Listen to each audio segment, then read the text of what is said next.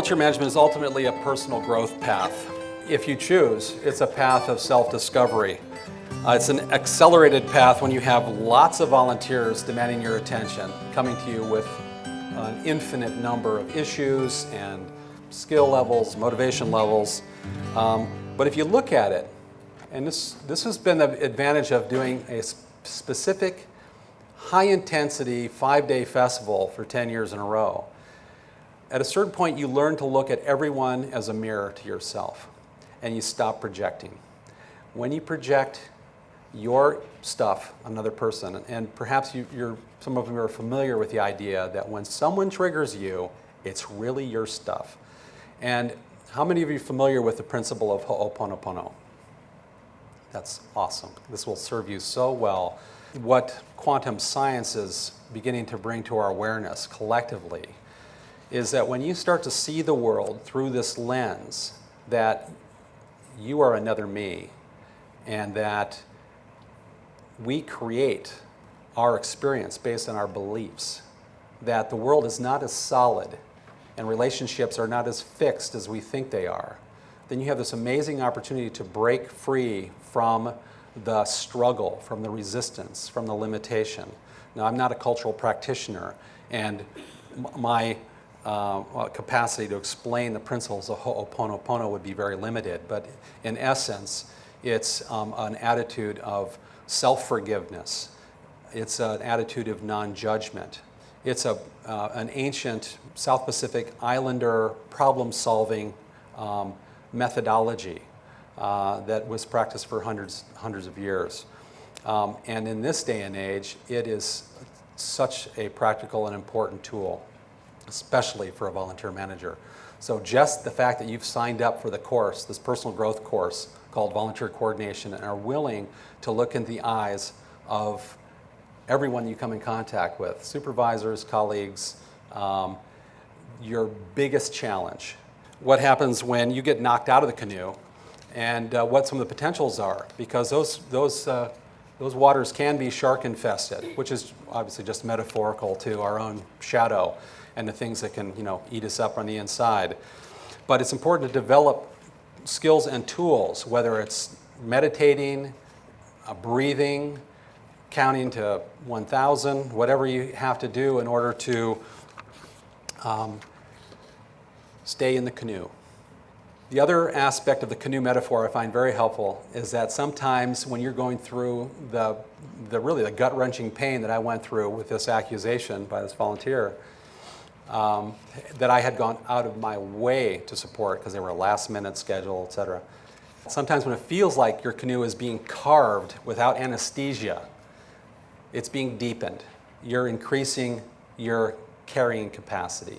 You're increasing your capacity to be in a state of compassion. And this makes you a far more effective mobilizer of volunteer energy. And as I was pointing out, ho'oponopono may be one of your most valuable tools in your interpersonal communication toolkit. The social media landscape, it can be overwhelming. You have a lot of choices out there. I don't know how anyone could possibly be 1% of the social media sites that are out there, but there are a lot of that are very specialized and specific interests. I'm just going to focus on really Facebook. From a volunteer management point of view, it's the one that has the most usage. As a professional, having a LinkedIn profile is very helpful, but it's a professional advancing up the ladder of an organization, getting recommendations from former colleagues. It's not as touchy-feely, it's much more business-oriented type of networking interface. I use YouTube a lot because which is also a social media platform. I don't use it so much for the social media, it's just a delivery platform because I do so much educational training videos. Twitter, how many of you have a Twitter account? Okay. How many of you looked at your Twitter account in the last week? Okay. Well, that's just 2 out of the group, and good on you. Well, it is. I would describe Twitter, for those of you who have not used it, as texting online. You're limited to 140 characters. It's It's a very efficient way to mobilize. It's a political tool. It's a pretty amazing phenomenon. And it's still in its early stages of evolution. But if you find it practical for your particular usages, it's great. And if you were, imagine all of your volunteers, and you had several hundred of them in the field, for example, and you needed to communicate to them all at once, and you didn't have a policy of make sure your cell phone is off or non-existent or whatever in your particular event, it would be an amazing way to communicate to everyone about, everyone go here. However, my focus today is going to be more about Facebook and some of the issues that come up around that in any kind of an organization, which says the most effective way to engage the volunteer community in 2010, which also considers cost, is developing a social media presence and getting to know your community through this globally interconnected multimedia platform. Now, being a multimedia guy, this is compelling to me because, you know, there's a lot you can learn, but there's a balance between exposing your frat parties from, you know, back in the day and, you know, your professional posturing as a mover, shaker, or somebody that's in the caring and nurturing arts, you know, here in a nonprofit organization. So there's an importance to keep those separate. But the fact is, we're becoming extremely transparent, and this is shaking things up quite a lot. Probably the biggest issue that comes up in any organization is the perceived loss of control. Is that universal amongst your understanding? And what do you give up when you suddenly allow your volunteer manager, your volunteers, your everyone that's associated with your organization to be a spokesperson? Does it dilute the message to your constituents, to your target audience? Because the organizations spend a lot of time crafting their message for their print media, for their multimedia or whatever. And it makes them very nervous to recognize that somebody else is paraphrasing. But the fact is, it's happening anyway. So to actually be more effective at training people, because you have the organization propaganda, and then you have a personal relationship on this hand in which the message is contextualized through that person's experience of the organization, which creates a great deal of emphasis on how well the volunteer program runs. And they're contextualized, yeah, this is really a cool thing. Well, that's not what the organization's saying, it's really a cool thing, but it carries authenticity. So we have an opportunity to either reject that or embrace it, nurture it. Another thing is the privacy issue. We all have a particular position about that and concerns. There are controls. It just means you have to be paying attention to it. It's not just a plug and play thing. Facebook may change their privacy rules, and that means you have to go in and change your privacy settings. If you're paying attention, it can still be an effective tool. Everything is moving so quickly now, you just simply have to be educated, stay informed, and stay on top of what's happening within that particular world. Ultimately, when you have a new volunteer sign up, if you can go and look up on Facebook and find out where they come from, who their friends are, etc., it's great information. And it immediately, it helps you retain their name because you have faces to go with their name. You have their history. You know where they went to college, potentially. There's so many pluses that we're at a tipping point, perhaps, culturally and societally, to go ahead and embrace something that helps bridge the separation gap, which is probably one of our biggest societal issues. Somehow this whole capitalistic system that we've created encourages separation from each other, bigger houses, bigger yards, isolation. And this is an endeavor of, again, social engagement. And it's an evolutionary opportunity for everyone. Where affinity group targeted marketing meets social media, there's an opportunity to train everyone in the organization to be effective spokespersons. Here's an example, a personal Facebook page. From that, I created a separate organizational page, which gives the basic overview, mission, and products. And you can see the wall, which is a place to show both where there's community support. You know, it used to be fans, but they've changed it now to likes. So just so there's no confusion there. When you create your own separate organization page, you're going to be soliciting people that say, this is a great organization. It provides a platform for sharing your fans' experience. It's another channel to put out the call for events or volunteer opportunities. Right now, Art of Volunteering database hosts about 700 registered volunteers. The question was, is there a pat answer to the segmenting of your volunteer demographic? And putting out a broad survey to the potential volunteer community about how they prefer to be communicated with, you'll have pretty much the exact answer that you have. It'll create a kind of where you want to put your emphasis on the development of your website or your development of your other ways of communicating. So it's really got to be contextual to your specific organization. It's a great question. I appreciate it. And it's important. It's a way that you show your continued commitment to staying in touch with your constituency. You know, and again, the volunteers represent a lot more than just a doorstop or a person holding down a tent stake. Although those might be important jobs when the wind's blowing. Right. Okay. Another question, especially on social media. Yes.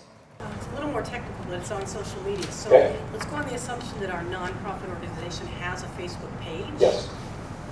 Where do we put the volunteer part of that organization? Is that a separate page or is that a tab on that page? How do you represent? Because that's a whole other thing in itself, that whole volunteer organization. It really kind of depends on the size of the organization, but I would generally think that if you looked at your volunteer program as a separate entity, it's another avenue, it's another entry point, it's another link back. Again, using that metaphor of what makes websites work, how do they gather traffic? The more things pointing at it is the more the search engines are going to find that. And that is really reflective of the way that we operate as a community. So if an organization has a completely standalone volunteer component that links back to the main organization, then that's very helpful. The technical aspect of it, whether it's just another tab, yes, you can create other boxes, other things. There's a lot of flexibility within the Facebook interface to do that. If you had, let's say, a very well-evolved orientation and training system that was all video, you had a ton of videos, and you had a ton of pictures because you had a ton of events. You had a lot of feedback, you had a lot of engagement by your volunteers. It would tend to crowd out your host organization's primary purpose, right? So it's really a matter of balancing the amount of content that you have. If you've got a small organization, you have sparse content, put them all together because then it's going to show more activity. It's going to show more people involved with the whole sharing and caring and the services that your organization provides, right? So it can change. In any kind of, like I've been involved in startups where I use a teeter-totter metaphor. At the beginning of NetStock Direct, it became ShareBuilder. Our focus was on the institutional, our clients, the Fortune 500 companies that had direct purchase stock plans. Our website looked very institutional, columns of marble and blah, blah, blah. And at a certain tipping point, when we had 10,000 registered users, we changed the look of it that was more user-friendly to the self-directed investor. Make sense? So there's a strategy involved. At what point do you make a switchover? And if you know you're heading to that tipping point, start to mobilize your graphics person, your webmaster, et cetera, your writer. And sometimes it takes a team to put these campaigns together. And a lot of organizations have kind of a one-way communications channel. And the essence of social media really is a two-way channel. So then it becomes a question of how do you engage? Because you can have these ongoing comments, which are feedback to a particular question. You can ask a question on an organization's page that says, how many of you, or what did you think about the film on Thursday night? And you can generate, but it requires you as the facilitator engage them in some way, in a way that's meaningful to them. Creating a base camp or using a forum or some kind of interactive technology, Google Groups, et cetera, that he mentioned, is another wonderful way for a committee for people that are working out a specific problem or collaborating on a particular document or a campaign or something, to kind of work outside of the group. But as far as general touchy-feely, this is the good works we're doing as an organization, this social media platform that is interactive can become more interactive if you as a facilitator become more creative in asking the right questions. And I've seen people that have posted questions, Courtney's a good example, where there's been lots of comments as a result because it was a stimulating question that engaged the audience. General Facebook, social media type platform is more of a general rah-rah, getting to know everybody. We're all in this together. We're all rowing in the same direction kind of an interface with pictures and sound and the whole multimedia experience potentially.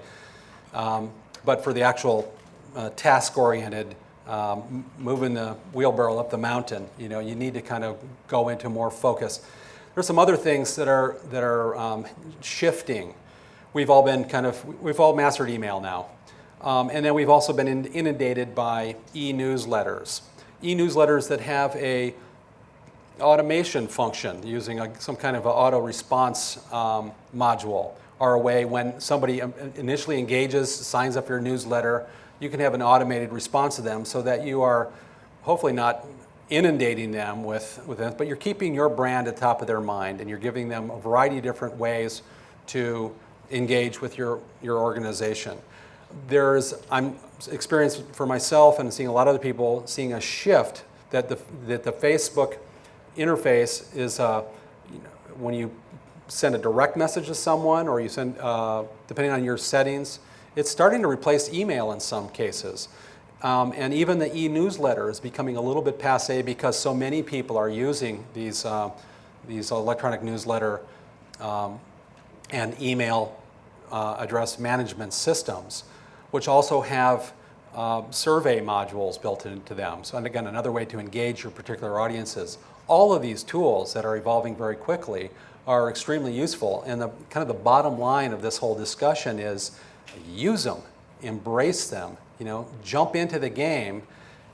If you don't have the technical interest or you're just not wired that way, you're just a heart-centered, loving person, which is an important aspect in the volunteer management, you're going to need to find that left brain somewhere in your organization that's going to help you with these other tasks. And then you'll create a team. Originally website development was, there's the writer, the designer, the engineer, the coder, all these different, and then this kind of the organizer is a five-finger hand of organization. And the same thing can happen in volunteer management. I happen to be an oddity because I have this whole left brain thing going on, and somehow through basically being pounded by 300 volunteers at a time, I've had to open up and and let go of the resistance and whatever judgment and be that balance. And that's an option either within yourself or by learning to collaborate, delegate, and work with a team of people. Our resident Facebook expert, Courtney Brooke here, reminded me of the discussions tab on the Facebook, and this is a place that you can begin a discussion and engage your social media audience to engage in that particular discussion. So it becomes very focused, and I have not utilized that myself, so still learning. In March of 2008, after 8 years of volunteer management experience and having my canoe deepened ever wider and became less and less painful when I recognized, oh, that's what's happening. I've been using Excel spreadsheet for my principal and only organizational tool. Well, that and email and the other ways I would communicate. I just woke up and went, duh, there's got to be a smarter way. There's got to be some kind of an online server-based way of handling this part of my job that takes the most time. And that, of course, is the registration, or actually the keeping up with contact information, and also the scheduling part of it, because it was so contextual, matching volunteer interests and skills. I came up with about 37 different sources of volunteer management software that kind of ran the gamut. And this is when I connected the dots between donor management programs and volunteer management programs. Some of them the lines are quite blurry. My particular application at the time was more the need for a heads down volunteer management, and that was mostly the registration and scheduling part of it.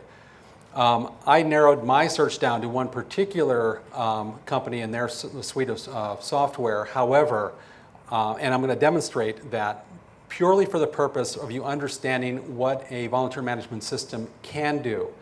And the reason I feel very helpful in this conversation, regardless of your technical background, is that it was designed by a combination volunteer manager, and he's an engineer, a programmer. So he thought through the entire volunteer management process from inside the right, perspective. This is huge. And there may be others out there. And so what this demonstration will do is give you a sense of what volunteer management tools can do. Volunteer management system, what it should help you do is create and customize volunteer profiles, help you find volunteers, create volunteer, he used the term activities, that'll be the general term for it.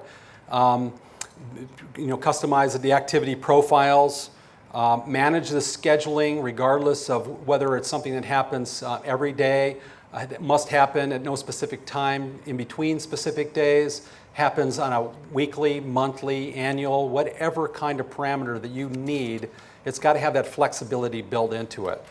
I wanted to have something that was very iconic, that it was kind of user-friendly on the user side, but also very robust in its reporting capabilities, et cetera, on the administrative side. Allow you to control how activities are scheduled, facilitate communications to specific individuals, selected groups based on criteria that also can be customized. Tracking volunteer hours, logging volunteer hours, setting whether the volunteer can log their hours themselves or whether it needs to go through you as a supervisor and approve that. Generate reports of every size and shape. I created this day of check-in format in Excel spreadsheet. I still use that, so it's a little bit redundant, but again, there's all these tools available to us, and it's whatever works.